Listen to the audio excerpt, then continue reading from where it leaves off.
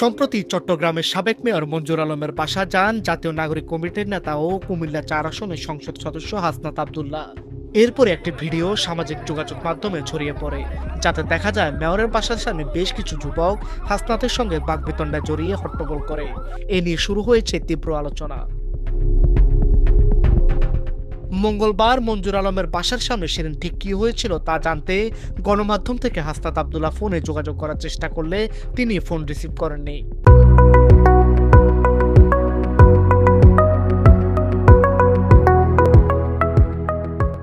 তবে মঞ্জুর আলম এই ব্যাপারে গণমাধ্যমের কাছে তার স্পষ্ট বক্তব্য দিয়েছেন। তিনি জানান, চট্টগ্রামে একটি প্রোগ্রামে গিয়েছিলেন হাসনাত আব্দুল্লাহ। তিনি চট্টগ্রামে এসে আমাকে দুপুরে ফোন করে বলেন আমার বাসায় আসবেন। আমি তাকে দুপুরে খাবারের আমন্ত্রণ জানাই। দুপুর ৩টার দিকে তিনি আসেন এবং দুপুরে খাবার গ্রহণ করেন। এর কিছুক্ষণ পর বাসার বাইরে কিছু লোকজন জড়ো হয়। এই সময় হাসনাত গিয়ে তাদের সঙ্গে কথা বলেন এবং ৫টার দিকে তিনি চলে যান। গতকাল ঘটনাটা মূলত শুরু হয়েছিল হাসনাত আব্দুল্লাহ যখন মেয়র মঞ্জুর বাসায় গিয়েছিলেন। ওনারা যে কোনোভাবে বিএনপির নেতাকর্মীরা সেটা জানতে পারে এবং রাজনীতিবিদ যারা আছেন ওনারা বিভিন্ন সময় রাজনীতি শুধু আউটডোরে বা জনমানুষকে নিয়ে করেন এমনটা না। রাজনীতি নিজের দলের প্রয়োজনে, পার্টির প্রয়োজনে নানা সময় বিভিন্ন ইনডোর মিটিংও করতে হয়।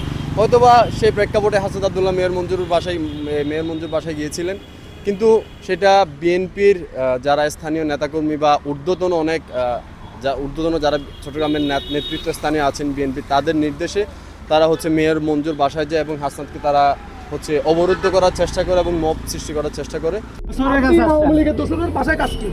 ভিডিওতে তাদের কাউকে বলতে শোনা যায় সাবেক মেয়র মঞ্জুর আলম আওয়ামী লীগের দোসর।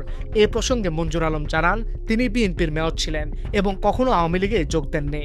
তাছাড়া আগামীতে মেয়র পদে লড়বেন কিনা এ নিয়ে কানাঘুষা রয়েছে, তবে তিনি কোনো ঘোষণা দেননি।